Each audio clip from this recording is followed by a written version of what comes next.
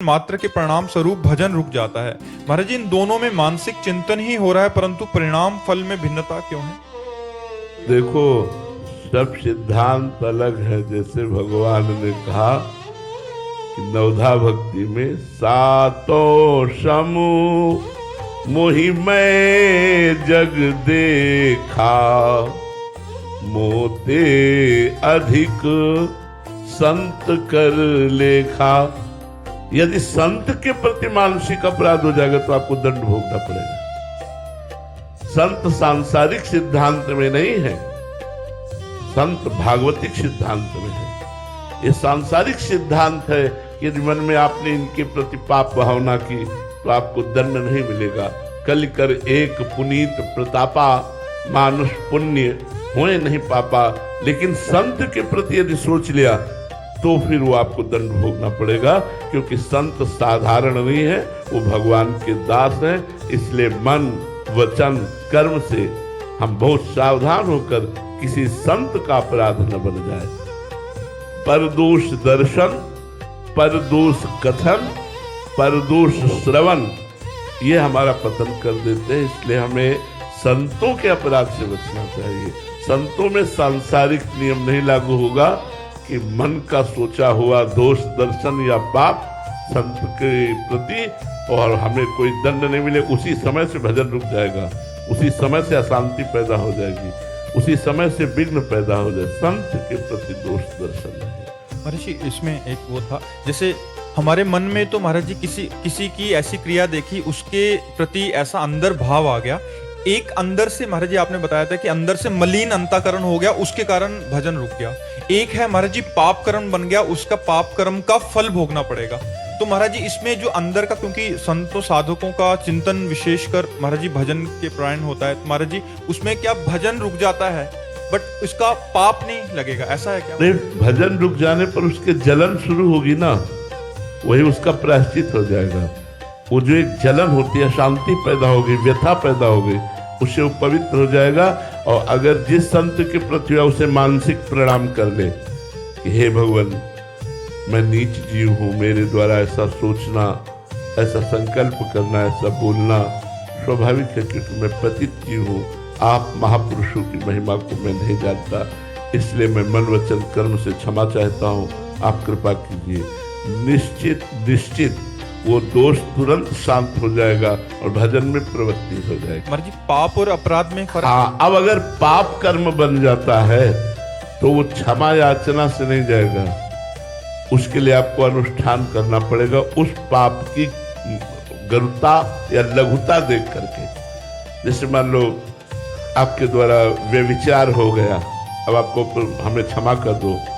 अब उसकी बात ये होगी कि क्षमा तब होगा जब नियम लो कि अब लो निशानी, अब ना सही हो, आज तक की आप नहीं करूंगा, और फिर ना करो और खूब नाम जप करो और भगवान चाहे तो क्षमा करो, उसमें ऐसा है। लेकिन ये संत के प्रति दोष दर्शन, इसकी बात कह रहा हूं। अगर आपने निंदा कर दी तब तो उसके चरणों में जाके गिरना पड़ेगा और उससे क्षमा याचना मांगनी पड़ेगी। अगर कहीं उसका दिल दुखा दिया, अशांत कर दिया, वही प्रसन्न होकर क्षमा कर सके, अन्यथा नहीं। बड़ा सूक्ष्म अपराध है संत अपराध, बड़ा सूक्ष्म अपराध, इसकी बड़ी सूक्ष्मता से चर्चा की गई है। इसलिए हमें लगता है हम वेश मात्र को भगवान का स्वरूप माने, संत वेश मात्र के चरणों में दंडवत करें। वो जो करेंगे वो भगवान जानते हैं, लेकिन हमें अपने भाव पवित्र और अपनी साधना और अपने हृदय को निर्विकार करने के लिए सब संतों की चरण धूलि की ही वंदना करनी चाहिए, सब संतों में नमस्कार करना चाहिए। देखो, ये हम हृदय की बात बताते हैं। जैसे गर्मी पड़ती है तो सबको लगती है, चाहे संत हो चाहे असंत हो। सर्दी पड़ती है तो सबको लगती है, चाहे संत हो चाहे असंत हो। ऐसे हम माँ के गर्भ से पैदा हुए हैं। भूमि परत भा ढाबर पानी, तिम जीव ही माया लपटानी।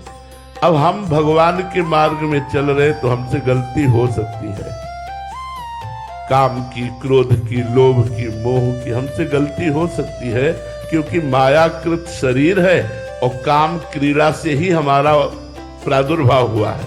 हम संकल्प से नहीं पैदा हुए, हम काम क्रीड़ा से पैदा हुए। तो हमारे अंदर काम के परमाणु हैं, उनको मिटाने के लिए हम साधना कर रहे हैं, पर हमसे चूक हो सकती है। ऐसा नहीं कि चूक नहीं हो सकती है।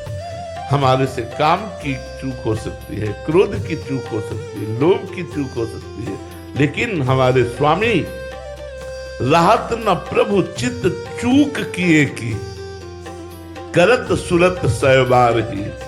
अगर दास से चूक बन जाती है तो प्रभु मानते ही नहीं कि इससे चूक हुई है। उसके हृदय की बात देखते हैं कि ये चूक करना नहीं चाहता, ये मेरे पास आना चाहता है, पर मम माया दुरत्या, मेरी दुरत्य माया है, उससे प्रभावित होकर इससे चूक हो गई, तो भगवान क्षमा कर देते हैं। जन अवगुण प्रभु मान न काऊ, दीन बंधु अति मृदुल स्वभाव। उन्हीं की कृपा, उनके स्वभाव और प्रभाव से भगवान का शरणागत एक दिन विशुद्ध संत बन जाता है। नहीं शिव विरंचिका मोही को है बपुराण।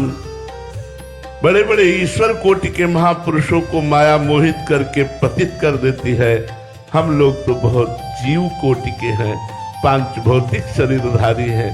जो दिव्य शरीरधारी हैं उनको भी मायाधीन कर लेती है, उनको भी नचनी नाच नचा देती है।